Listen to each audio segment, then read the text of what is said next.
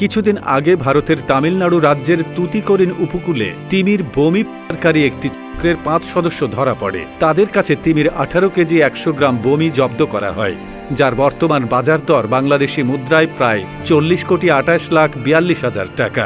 অর্থাৎ কালোবাজারে বর্তমানে তিমির বমির ১ কেজির দাম ২,২৭,০০,০০০ টাকার বেশি। কেন তিমির বমি এতটা গুরুত্বপূর্ণ, যার পেছনে লেগে আছে আন্তর্জাতিক চক্র? ধরুন, সমুদ্রের তীরে দাঁড়িয়ে বিশাল ঢেউয়ের গর্জন শুনছেন, আর এমন সময় পায়ের কাছে ভেসে এলো দলা আকৃতির বস্তু। এগুলো তিমির বমি, আর এর দাম কোটি টাকার বেশি।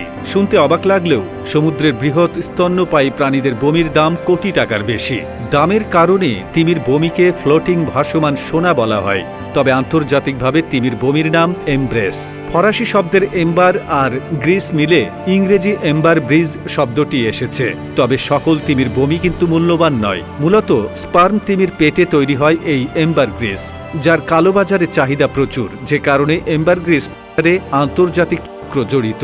স্বভাবতই প্রশ্ন ওঠে, তিমির বমি বা এম্বার গ্রিস কি কাজে লাগে যে তার মূল্য কোটি টাকা? আমেরিকান ওশেন ওয়েবসাইট থেকে পাওয়া তথ্য অনুযায়ী সুগন্ধি আর ওষুধ তৈরিতে ব্যবহৃত হয় এম্বার গ্রিস। বিশ্বের দামি দামি সুগন্ধির সতেজতার নেপথ্যে রয়েছে এটি। দুষ্প্রাপ্য পদার্থটি সুগন্ধির সুবাস বৃদ্ধি করে এবং সংরক্ষণ করে। সুগন্ধিতে ব্যাপক চাহিদার পাশাপাশি বিভিন্ন ঔষধ তৈরিতে এম্বার গ্রিস কার্যকরী। প্রচলিত চীনা ওষুধে ব্যবহৃত হয় এটি, যে কারণে বিশ্ববাজারের চাহিদা আকাশচুম্বী। এম্বার গ্রিস অবশ্য খাবারের কোনো উপকার নয়, এরপরও একে খাদ্য মশলা হিসেবে ব্যবহারের কথা শোনা যায়। তবে বিজ্ঞানীরা জানিয়েছেন, যেহেতু এটি তিমির পাচনতন্ত্রে তৈরি হয়, তাই এতে বিপজ্জনক অণুজীব থাকে, মানুষের খাওয়ার জন্য নিরাপদ নয়। এম্বার গ্রিসের বিষয়ে বিস্তারিত তথ্য দিয়েছে floating gold a natural history of ambergris বইটির লেখক ক্রিস্টোফার কেম্প। তিনি একজন ইংরেজ বিজ্ঞানী এবং বিজ্ঞান বিষয়ে সাংবাদিকতা করেন। বর্তমানে মিশিগান স্টেট ইউনিভার্সিটিতে কাজ করছেন। তিনি জানিয়েছেন কিভাবে তৈরি হয় আর সৈকতে ভেসে আসে।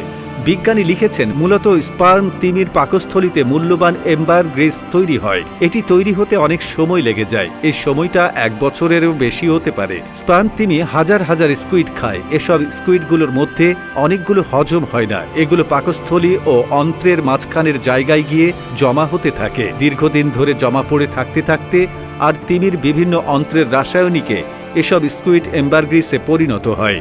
ক্রিস্টোফার জানান, এম্বার গ্রিস প্রথম অবস্থায় মোমের মতো পিচ্ছিল হয়। তিমির মুখ দিয়ে বের হওয়ার সময় দুর্গন্ধ থাকে প্রচুর। তবে সমুদ্রের নোনা জলের সংস্পর্শে আর ঢেউয়ে ঢেউয়ে তীরে ফেরার পথে এর দুর্গন্ধটা চলে যায়, সুগন্ধ ছড়াতে থাকে।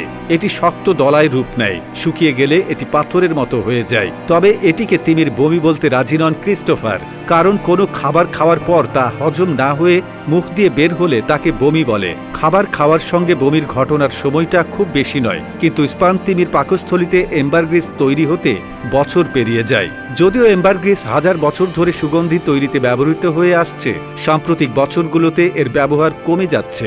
এর অন্যতম কারণ দুষ্প্রাপ্যতা, ব্যয়বহুল, তার উপরে রয়েছে আইনি প্রতিবন্ধকতা। অনেক দেশে তিমি শিকার নিষিদ্ধ এবং তাদের থেকে তৈরি ব্যবসায় কঠোর বিধান রয়েছে। বর্তমানে মূল্যবান এবং বিরল উপাদান হিসেবে বিবেচিত হয় এম্বার গ্রিস। অনেক সুগন্ধি প্রস্তুতকারক কারখানা এম্বার গ্রিসের বিকল্প অনুসন্ধান করছে।